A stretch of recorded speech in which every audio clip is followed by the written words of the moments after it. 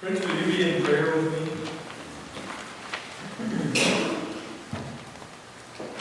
God, may the words of my mouth and the meditations of our hearts be acceptable and life-giving in your sight, O God, our strength and our present Redeemer. Amen. Amen.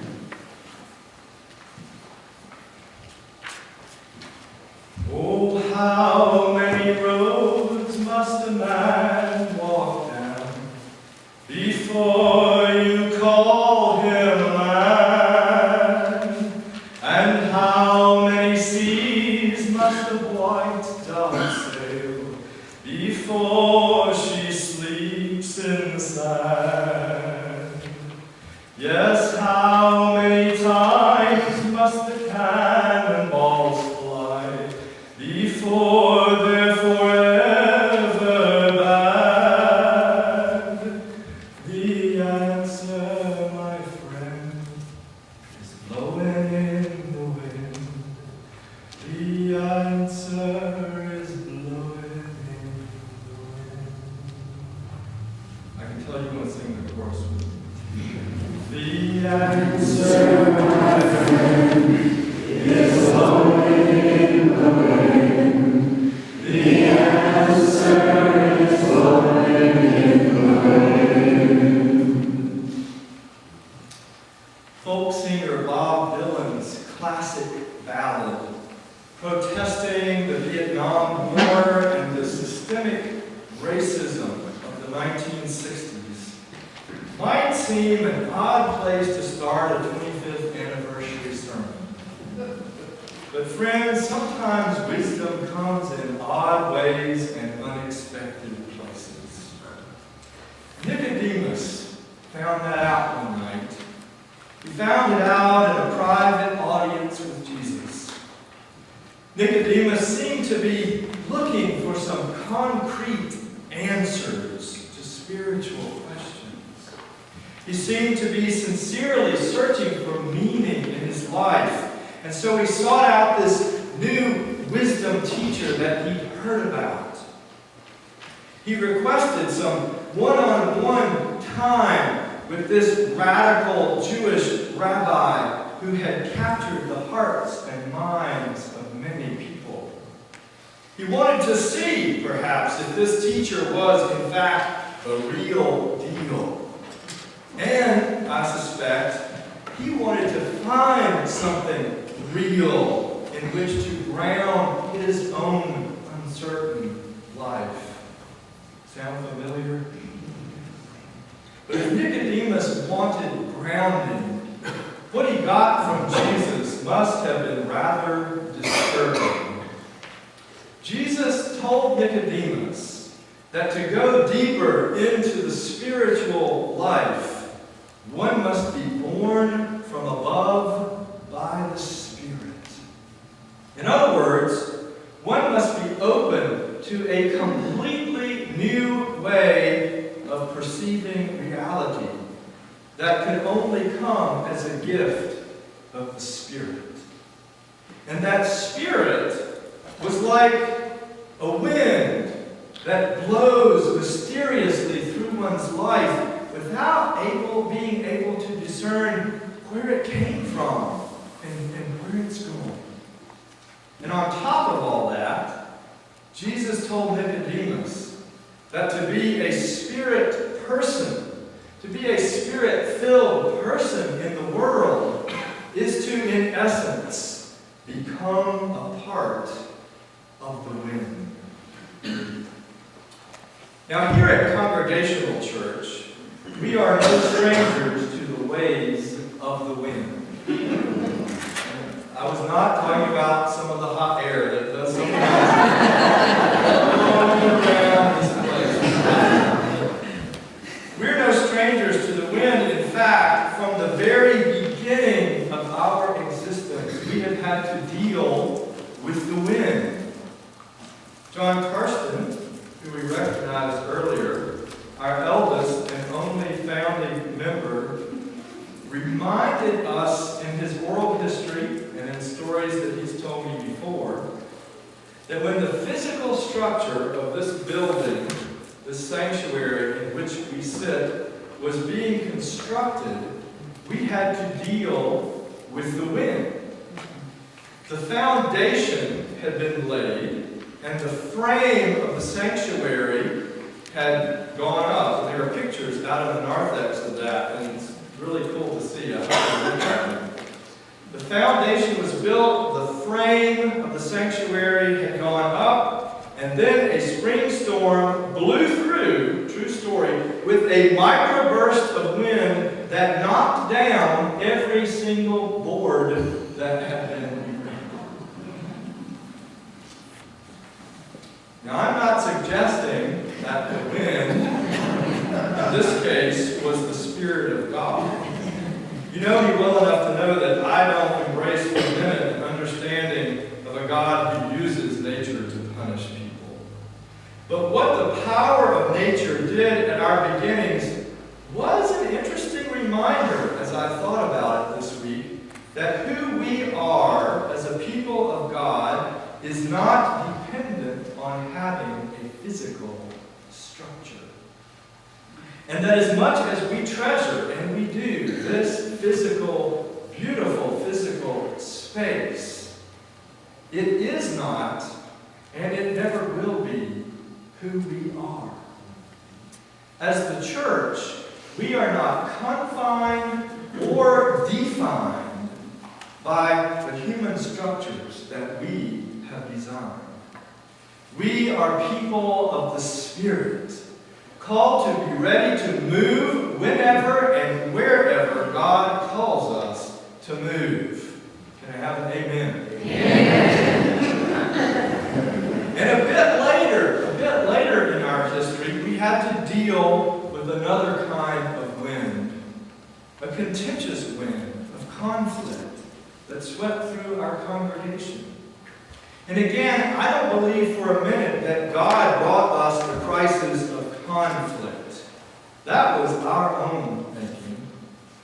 Yet even so, the wind of the Spirit was blowing even in those contentious winds.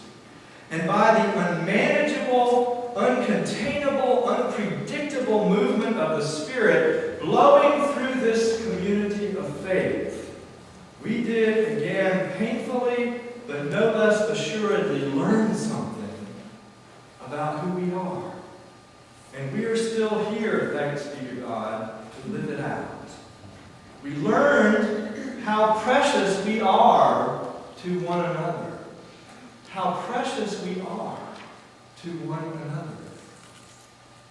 And we also learned, again, that we are a people of the Spirit, called to move beyond the rigidness of our own ideas and our own agendas and be open to the movement of the Spirit as she reveals herself in the flesh and blood lives of real, fallible, grumpy, forgiving, and heroic people.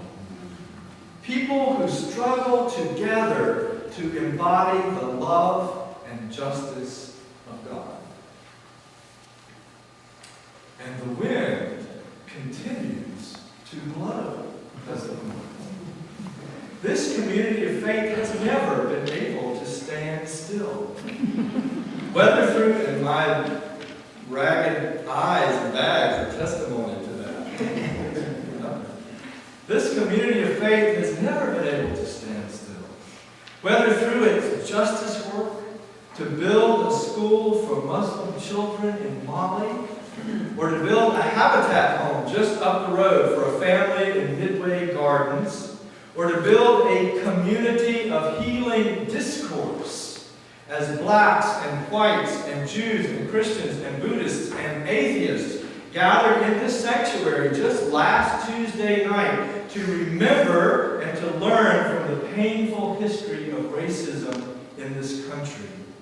And to hear the call to be active anti-racists in the present day.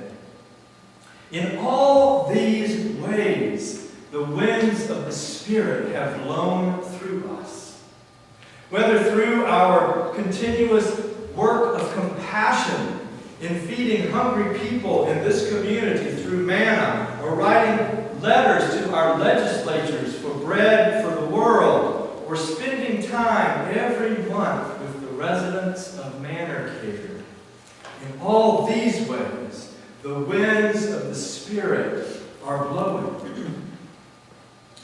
And let us not forget the tender kindness that is shown in so many, many ways in this community of faith.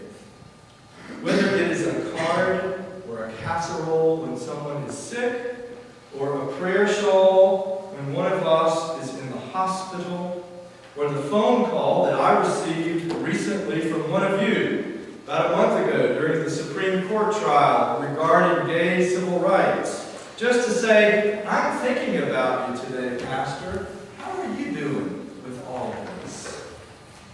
Or the times that I look out the window of my study to see one of you ankle deep in a flower bed, or go to the hospital to visit one of us to hear that 3 other church members have already been there before I got there. Friends, in all of these ways, the winds of the Spirit are blowing through us, calling us to blow through this community and this world with the justice-seeking, peacemaking, love-sharing good news of the gospel. And where will the winds of the Spirit take us in the next 25 years? As we continue our open and affirming discernment, as we expand our openness to the gifts of children in the life of this congregation, as we let newcomers shape and change us and our path, I cannot begin to fathom where the winds of the Spirit will blow us in the next 25 years. But I know at least 2 things to be true. Where the Spirit leads us will be different from what you and I now expect.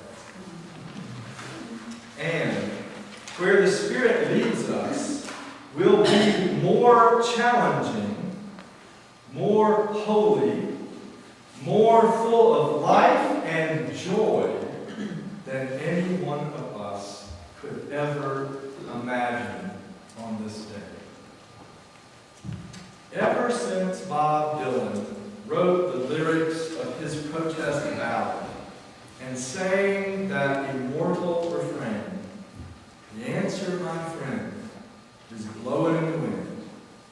There's been a lot of speculation as to what he meant by that. Was he being cynical?